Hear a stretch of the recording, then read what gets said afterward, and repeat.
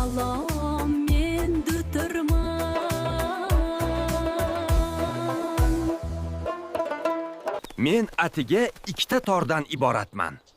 Lekin menda 23 ta tovush pardalari bor. Meni ijro qilganingda sen o'zingda ajoyib his-tuyg'uni his qilasan. Chap qo'l barmoqlaring bilan meni simimni qattiq bosganingda, chap qo'lingdagi nerv tolalari ishlay boshlaydi. Aslida insonning o'ng miya shari faol ishlaydi. Chap miya sharidagi hujayralar esa uxlaydi. Chap qo'l barmoqlari uchi bilan simga tegib cholganingda, chap miya sharidagi hujayralar ishlay boshladi.